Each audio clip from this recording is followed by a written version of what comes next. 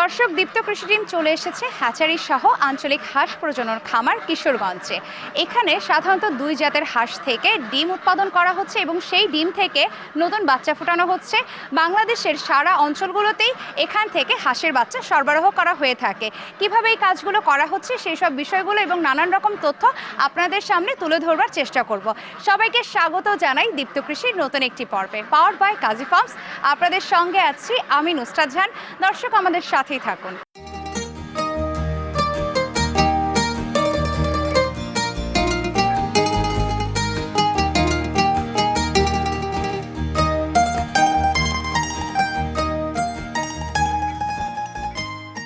আসসালামু আলাইকুম আপা, কেমন আছেন? ওয়ালাইকুম আসসালাম। জি, কেমন ভালো আছেন? আছি। আপনি ভালো আছেন? অনেক ভালো আছি। আমাদের অনুষ্ঠানে আপনাকে স্বাগত জানাই। আপনি কতদিন যাবত এখানে কর্মরত আছেন? আমি প্রায় 3 বছর যাবত এখানে আছি। 3 বছর যাবত। জি। আমার পেছনে যে হাঁসগুলো দেখতে পাচ্ছি, এটা তো আমরা সবাই জানি, মোটামুটি পরিচিত হয়ে গেছে, বেইজিং জাতের হাঁস। জি, জি। এগুলোর বয়স কতদিন? এগুলোর বয়স 6 মাস। 6 মাসের মতো। জি। এগুলো কি এখন ডিম দিচ্ছে? না, ডিম শুরু করেছে, জাস্ট স্টার্ট। আচ্ছা, এই হাঁসগুলো এখানে পালন করার কারণটা যদি আমাদেরকে বলতেন। আসলে আমরা এখানে হাঁসগুলা সরকার পালন করে হচ্ছে যেন আমরা এটা থেকে বাচ্চা ফোটাতে পারি এবং সেই বাচ্চাগুলা যারা প্রান্তিক খামারি আছে এবং ক্ষুদ্র ক্ষুদ্র খামারি আছে তাদের মধ্যে বিতরণ করে সরকারি দামে বিতরণ করতে পারি এবং তাদের বেকারত্ব দূর হয় এবং তাদের একটা কর্মসংস্থান হয় সেই কারণে। আচ্ছা, সাধারণত একটি প্রাপ্তবয়স্ক বেইজিং হাঁস আপনাদের কাছ থেকে যদি কেউ কিনতে চায় ডিমের জন্য বা ডিমের খামার করার জন্য, তাহলে কি মূল্যে কিনতে পারবে? আসলে এখানে প্রাপ্তবয়স্ক হাঁস বিক্রি করা হয় না। আচ্ছা। এখানে 0 ডে মানে যখন একদিন বয়স শুরু হয় ঠিক তখন আমরা বাচ্চাটা বিক্রি করি, কিন্তু প্রাপ্তবয়স্কগুলো আমরা হ্যাচারিতে রেখে দিই বা আমাদের খামারে রেখে দিই, তারপর ডিম তৈরি হয় এবং সেই ডিম থেকে আমরা বাচ্চা ফোটাই। আপু, একদম জিরো সাইজের বেইজিং হাঁসের বাচ্চাগুলো কত করে বিক্রি করা হয়?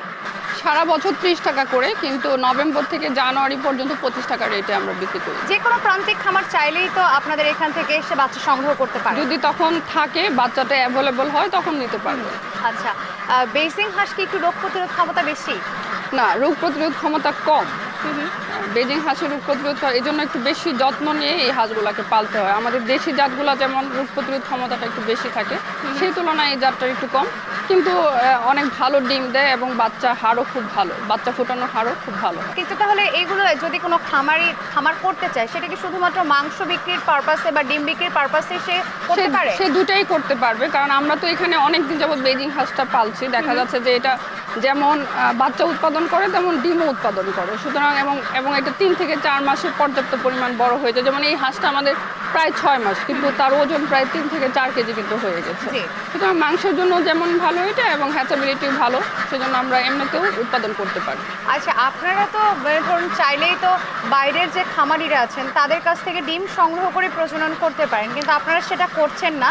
এখানে নিজেরাই হাঁস পালন করে তারপরে আপনাদের খামারেই ডিমের ব্যবস্থা করা হচ্ছে, সেই ডিম থেকে বাচ্চা ফোটানো হচ্ছে। জি, জি। এটার কারণটা একটু জানতে পারি? আসলে আমাদের খামারে আমাদের যে ডিমটা তৈরি হয় এই হাঁস থেকে, সেই ডিমটাই আমরা আসলে হ্যাচারিতে বসাই এবং সেটা থেকে বাচ্চা উৎপাদন হয়। বাইরে থেকে সরকারি খামারে আসলে ডিম এনে সেই ডিমটা ফোটানোর কোনো নিয়ম নেই, কারণ বাইরে সেই জাতটা মেনটেন হয় না। এখানে আমাদের হাঁসটা শুধু আমাদের হাঁসটা বদ্ধ অবস্থায় থাকে, কিন্তু বাইরে এই হাঁসটা কিন্তু বদ্ধ অবস্থায় থাকে না, সেখানে অন্যান্য অনেক জাতের হাঁসই থাকে, যার ফলে ওদের জাতটা প্রকৃত জাতটা থাকে না, মিক্সিং হয়ে যায়, ক্রস হয়ে যায়, যার ফলে জাতটাকে সঠিক রাখার জন্য সাধারণত আমাদের সরকারি খামারগুলোতে এই ডিমগুলাই বসানো হয় এবং এই ডিমগুলাই ফোটানো হয়। আচ্ছা, যে খামারি ভাইরা আপনাদের কাছ থেকে ছোট হাঁসের বাচ্চাগুলো নিয়ে যাচ্ছেন খামারে, তারা পরবর্তীতে তো নানান রকম সমস্যার সম্মুখীন হন, সেক্ষেত্রে আপনারা কি কি পরামর্শ দিয়ে থাকেন? আমরা আসলে শুরুতেই যখন হাঁসটা নেই তখন বলি যে হাঁসটা নেওয়ার পরেই যেন গ্লুকোজ খাওয়ানো হয় প্রথম দিন, এবং প্রথম দিন থেকে স্টার্টার যে খাদ্যটা সেই খাদ্যটা 2 মাস খাওয়ানোর জন্য এবং 2টা ভ্যাকসিন করার জন্য আমরা সাধারণত বলি, ডাক প্লেগ, ডাক কলেরা। এবং আরেকটা কথা বলি, এভিয়ান ইনফ্লুয়েঞ্জা যেটা বার্ড ফ্লু নামে পরিচিত, কিন্তু অনেক খামারে আসলে সেটার দামটা একটু বেশি থাকার কারণে করতে চায় না, কিন্তু আমাদের পরামর্শ থাকে যে এই 3টা ভ্যাকসিন অবশ্যই করতে হবে। একটা হচ্ছে যেটা ডাক প্লেগ, ডাক কলেরা এবং বার্ড ফ্লু। আচ্ছা, এই হাঁসগুলো খামারে কিভাবে দেখাশোনা করতে হয় বা ওদের জন্য কি একটু পরিচর্যাটা আলাদা?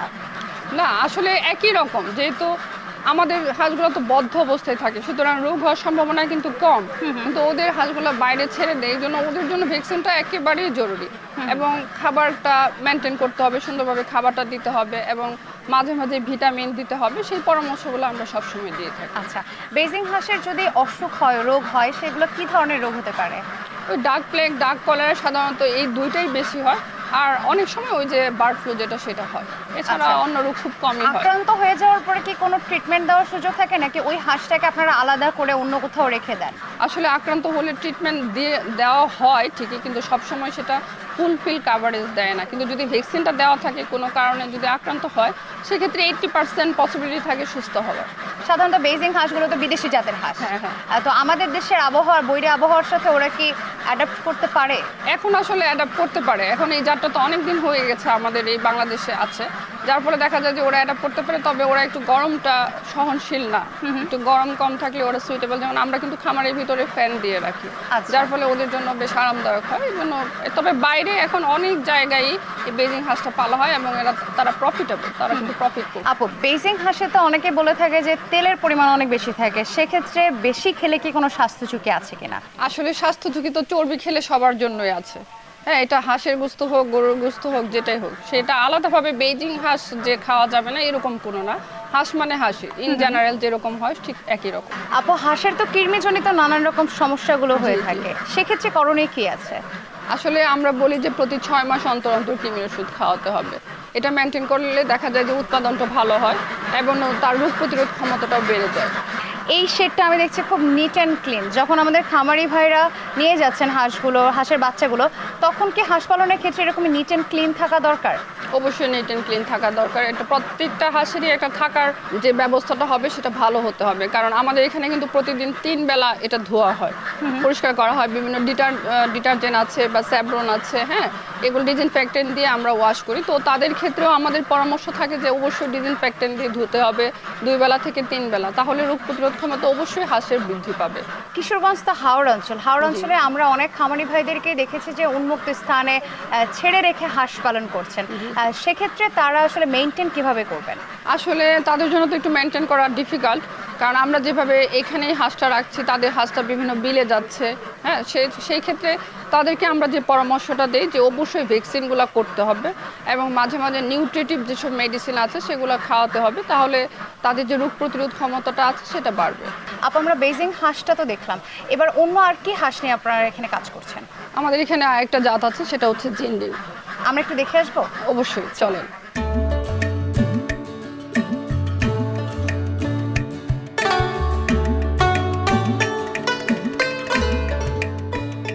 আপা, এই হাঁসগুলো যেভাবে দৌড়াদৌড়ি করছে, ওদেরকে দেখে মনে হচ্ছে যে ওরা অনেক স্বাস্থ্যবান, সুস্থ। এই হাঁসগুলোকে তো আমরা বলি যে আমাদের দেশি জাতের হাঁস। হ্যাঁ, হ্যাঁ, এটা দেশি ওদের কি জাতের আলাদা হাঁস। কোনো নাম আছে নাকি দেশি জাতের হাঁস? এটা জিন্ডিং নামে পরিচিত। আচ্ছা, এখানে কতগুলো হাঁস আছে আপু? এখানে প্রায় 500 হাঁস আছে। ওদের কাণ্ড দেখে আমারই মানে খুব খুশি লাগছে। আসলে হাঁস তো পানি পেলেই মানে খুশি হয়, সে খুব ন্যাচারাল আনন্দিত ভাবে হয়। আনন্দিত হয়। এখানে হাঁস এবং হাঁসা দুটোই তো আছে। জি, জি। আচ্ছা, এটা আপনারা কিভাবে নির্ধারণ করেন যে এতগুলো হাঁসির জন্য এতগুলো হাঁসা দিতে হবে? আসলে সাধারণত আমরা 4টা হাঁসির জন্য একটা হাঁসা দিই, অথবা 5টা হাঁসের জন্য একটা হাঁসা দিই। আচ্ছা, আমরা অনেক সময় দেখি যে প্রান্তিক পর্যায়ে যে খামারি ভাইরা আছেন বা যারা অনেকেই ছোট পরিসরে বাড়িতেও হাঁসের খামার করেছেন, হাঁসের সাথে হাঁসার যে রেশিওটা, এটা কিন্তু তারা মেইনটেইন করতে পারছেন না। সেক্ষেত্রে কি আপনারা কোনো পরামর্শ দেন কিনা?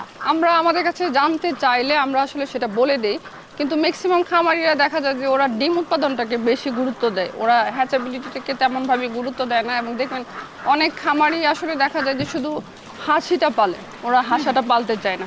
কিন্তু স্পেসিফিক কিছু খামারি আছে যারা হাঁসা এবং হাঁসি দুইটাই পালে এবং তারা বাচ্চা উৎপাদনের জন্য সেই ডিমটা তৈরি করে। তো এই হাঁসগুলো, মানে আমাদের দেশি জাতের হাঁসগুলো, এগুলো বছরে কতগুলো ডিম দেয় একটা হাঁসি? 180টা প্রায় ডিম দেয় প্রায় ডিম প্রতিটা। দেয়। হ্যাঁ, 180টা মানে এটা কি বেজিং জাতের থেকে একটু না, তুলনামূলক বেশি নাকি একই ধরনের, মানে প্রায় কাছাকাছি দুইটা ডিম দেয়, প্রায় কাছাকাছি। 180 মতো। বেজিংও ডিম দেয়, জিন্ডিংও ডিম ওরা দেয়। কি ধরনের খাবার খাচ্ছে? আমরা তো আসলে এখানে রেডি ফিড দিই, কিন্তু যারা খামারি আছে, প্রান্তিক খামারি যারা বিলে বা খালে পালে, তারা তো আসলে ন্যাচারাল ফিডটা বেশি পায়। তারা দেখা যায় যে 70% খাবারই হচ্ছে ন্যাচারালি পেয়ে যাচ্ছে। শামুক বা শামুক, মাছ, শাকসবজি ধান। যেটা আছে, হ্যাঁ, ওগুলা খায়। কিন্তু আমাদের হাঁসটা পুরোপুরি হচ্ছে রেডি ফিডের উপর ডিপেন্ডেন্ট, কারণ আমাদের তো আদার কোনো ওয়ে নেই। কি কি ধরনের ভ্যাকসিন দিতে হয়? আমি যদি একদিনের একদম ছোট বাচ্চা থেকে শুরু করি, ছোট হাঁসের বাচ্চা থেকে। সাধারণত আমাদের ভ্যাকসিনটা শুরু হয় 28 দিন থেকে, তবে কেউ যদি বার্ড ফ্লু ভ্যাকসিনটা দেয় সেটা 14 দিন থেকে দিতে পারবে। আর বাকি যে আছে সেটা 28 দিনে, এবং বুস্টার ডোজ দেওয়া হয় 15 দিন পরে। আবার 45 দিন থেকে ডাক কলেরা নামে একটা ভ্যাকসিন আছে, সেটা আমরা দিই। এবং প্রতি 6 মাস অন্তর অন্তরে কিন্তু ভ্যাকসিনটা দিতে হবে। আপু, হাঁস পালন করতে গেলে তো অনেক জায়গার প্রয়োজন হয়, এবং বিশেষ করে আমাদের দেশি হাঁসগুলো বোধহয় আরও বেশি জায়গা নিয়ে থাকতে পছন্দ করে। সেক্ষেত্রে যারা আপনাদের কাছ থেকে ছোট হাঁসের বাচ্চা নিচ্ছে, তাদেরকে কি কোনো জায়গার পরামর্শ দিচ্ছেন যে এতটুকু স্পেসের মধ্যে আপনি এই মাপের হাঁসগুলো বা এই পরিমাপের হাঁসগুলো রাখতে পারবেন? আমরা সাধারণত পরামর্শ দিই, কিন্তু পরামর্শগুলো খামারিরা সঠিকভাবে মানে না। কারণ একটা হাঁসের জন্য 2.5 স্কোয়ার ফিট আমরা জায়গা লাগবে বলি, কিন্তু সাধারণত আমরা যে অনেক সময় পরিদর্শনে গেলে দেখা যায় যে খুব অল্প জায়গার মধ্যে ওরা রাখে। তবে একটা বিষয় হচ্ছে, ওদের হাঁসগুলো তো সারাদিন বাইরে থাকে, যার ফলে ওরা আসলে পর্যাপ্ত জায়গা পাচ্ছে। রাতের বেলা এসে শুধু ওই জায়গাটায় থাকে, কিন্তু আমাদের হাঁসগুলো কিন্তু ওই যে দুইটা জায়গায় মুভ করে। রাতের বেলা দেখা যায় যে আমরা দরজাগুলো ওপেন থাকে, ওরা বাইরে আসে, মুভ করে ভিতরে যায়, যার ফলে দেখা যায় যে ওদের মেটাবলিজমটা ভালো হয় এবং ডিম প্রোডাক্টিভিটিটাও ভালো হয়। আপনারা এখানে ডিমগুলোকে যে ফুটিয়ে বাচ্চা করছেন, এই প্রসেসিংটাকে কিভাবে করা হয়? আসলে আমাদের ডিমটা সকালে এখান থেকে উঠায় নিয়ে যাওয়া হয়, নিয়ে যাওয়ার পর ওখান থেকে বাছাই করা হয়। আসলে যে ডিমগুলো ফুটবে, আমরা সাধারণভাবে চোখে যেগুলো ধরা পড়ে সাইজ, হ্যাঁ, ছোট হলে হয় না, আবার বড় হলেও হয় না, ওভার সাইজ হলেও মাঝারি সাইজের ডিমগুলো ফুটে, এবং বাঁকা আছে কিনা ওগুলা ফোটে না। তো আমরা ওগুলা দেখে যাচাই করে তারপর আমাদের হ্যাচারি রুমে নিয়ে কালেক্ট করে তারপর আমরা ওগুলা হ্যাচিংয়ে বসাই। আচ্ছা, হ্যাচিংয়ে বসানোর কতদিন পরে বাচ্চা ফুটতে শুরু করে? বাচ্চাটা ঠিক 28 দিন পরে ফোটে, কিন্তু এর মধ্যে আমরা আসলে আরো 2বার কালিং করি, মানে ডিমটা বের করে দেখা হয় যে আসলে কোনগুলো ফুটবে। ওখান থেকে কিছু বের হয় যে কিছু ফোটে না, ওগুলো আমাকে বাতিল করে দিই আবার পুনরায় ভাবে পুনর্স্থাপন করি, এবং 28 দিন পরে বাচ্চাটা বের হয়। আপু, ডিমে যখন তাপ দেওয়া হয়, সেই তাপ দেওয়ার তো নির্দিষ্ট একটা পরিমাপ রয়েছে, জি। সেটা কিভাবে মেনটেন করা হয়? আমাদের আসলে ওখানে হ্যাচারি মেশিনটা যারা চালায়, যারা আছে, এবং এটা তো অটোমেটিকই, তো ওরাই আসলে চার্ট দেখে যেভাবে নিয়ন্ত্রণ করতে হয় তাপমাত্রাটা ওভাবে নিয়ন্ত্রণ করে। হিউমিডিটি আছে, হিউমিডিটির ব্যাপারটাও ওরা নিয়ন্ত্রণ করে। আচ্ছা, তাহলে যে কেউ খামার করতে চাইলে, আমি তো বলবো যে আপনাদের এখান থেকে ছোট বাচ্চা নিয়ে খামার শুরু করাটা অধিক যুক্তিসঙ্গত হবে। হ্যাঁ, অবশ্যই, কারণ আমাদের এখান থেকে যে বাচ্চাগুলো যায় সেগুলোর আসলে ইমিউনিটি রেট ভালো থাকে, ইমিউন থাকে, যার ফলে আসলে মারা যায় খুবই কম। দেখা যায় যে আমাদের খামারগুলা থেকে যারা বাচ্চা নিয়ে পালে, এই ধরনের কমপ্লেনই আমাদের কাছে আসে না যে বাচ্চা মারা যাচ্ছে, মানে এটা রেটটা খুবই কম। কিন্তু বাইরে থেকে যখন অন্যান্য বেসরকারি মানে হ্যাচারি থেকে ওরা বাচ্চাটা নিয়ে যায়, তখন আসলে মারা যায় অনেক বেশি পরিমাণে। বিশেষ করে শীতকালে ওরা কিন্তু মানে বাচ্চাটা নিতেই চায় না, কিন্তু আমাদের হ্যাচারি থেকে যারা নিয়ে বাচ্চাটা পালে তাদের আসলে মৃত্যুর হার খুবই কম। আমরা অনেক খামারি ভাইয়ের সাথে কথা বলেছি যারা হাঁস পালনের সাথে যুক্ত আছেন। অনেকেই বলছিলেন যে 6,000 বাচ্চা এনেছে, এখন 3,500-এর মতো আছে। এই যে বাকি অনেক বড় একটা অংশ কিন্তু মারা গেছে। তো এটার কারণ আসলে কি? নিম্নমানের বাচ্চা নেওয়া, নাকি ঠিকমতো ভ্যাকসিনেশন না করাটা? এখানে দুটো বিষয়ই আছে, কারণ নিম্নমানের বাচ্চা তো অবশ্যই একটা ব্যাপার আছে, কারণ যদি বাচ্চাটা ভালো না হয় তাহলে তার ইমিউনিটিটা থাকলো না, এবং ভ্যাকসিনের ব্যাপারটা তো আছে। কিন্তু আসলে দেখা যায় যে ভ্যাকসিনটা শুরু করে 14 দিনে অথবা 28 দিনে, কিন্তু এর আগেই দেখা যায় যে অনেক বাচ্চা মারা যায়। সাধারণত দেখা যায় যে ওইটা যে বাচ্চাটা নিল সেটা কোয়ালিটিটার উপর আসলে ডিপেন্ডস করতেছে, হয়তো কোয়ালিটিটা সেরকমভাবে ভালো থাকে না, তার ফলে বেশি পরিমাণে মারা যায়।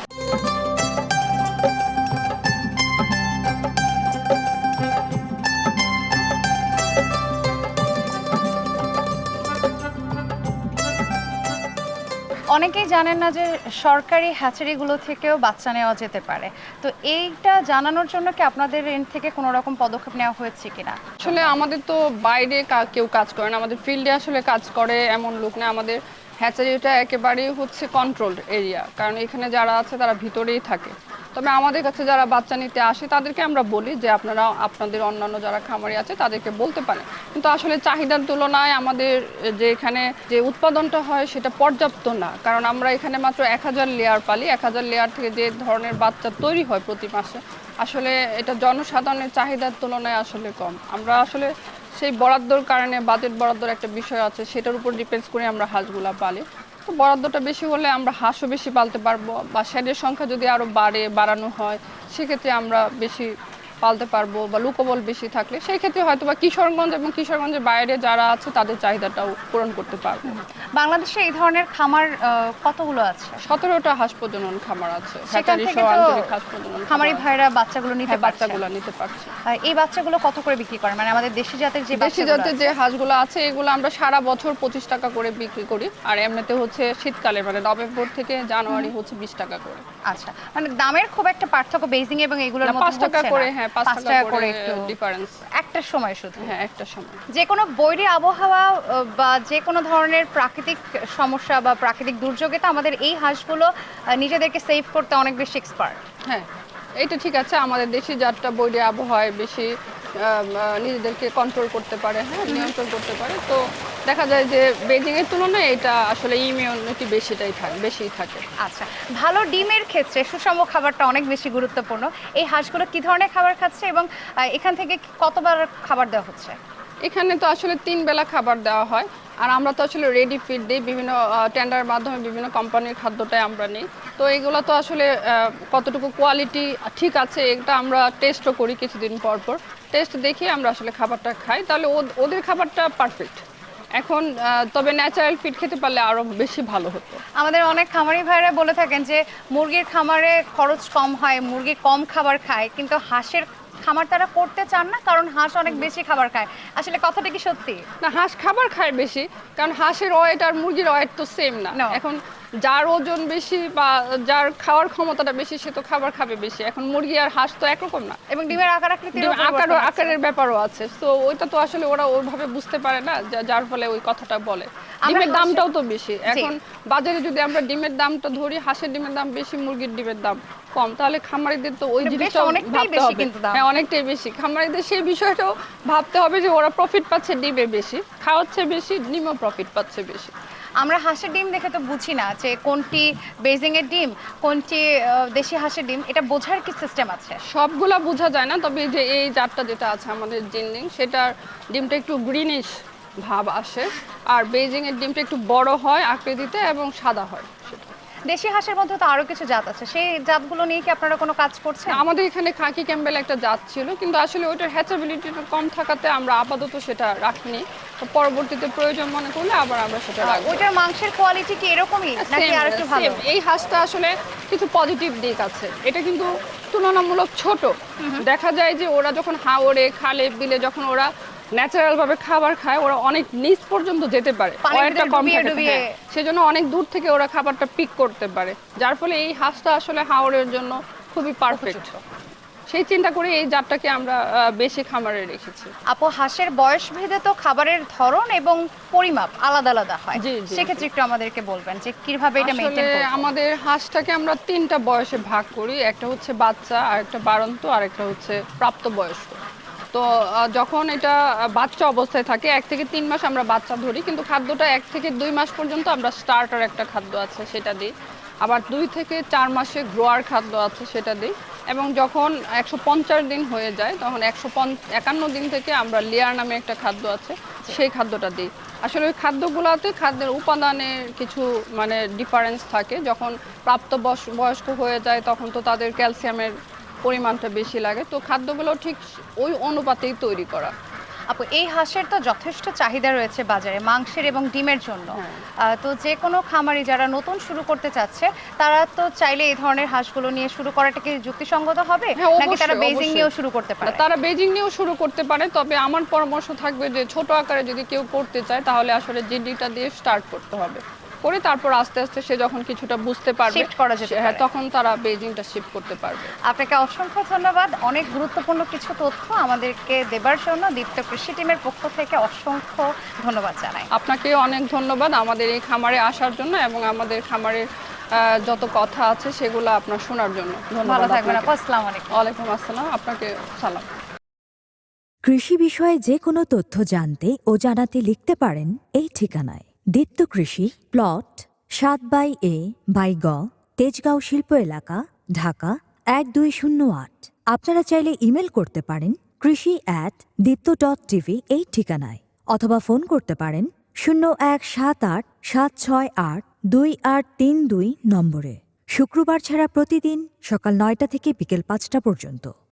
প্রিয় দর্শক, আপনারা জেনে নিলেন দুই জাতের হাঁস কিভাবে পালন করতে হয়, সেগুলোর বাচ্চার দাম কেমন হতে পারে এবং কি কি ধরনের খাবার খায়, কি কি ধরনের রোগ হয়, তার সার্বিক চিত্র আপনাদেরকে দেখাবার চেষ্টা করেছি। আজকের মতো আমি নুসরাত জাহান বিদায় নিচ্ছি দীপ্ত কৃষি থেকে, পাওয়ার্ড বাই কাজী ফার্মস। আবারও দেখা হবে কোনো খামারি ভাই বা কৃষক ভাইয়ের গল্প নিয়ে। সেই পর্যন্ত সকলে ভালো থাকুন। আল্লাহ হাফেজ।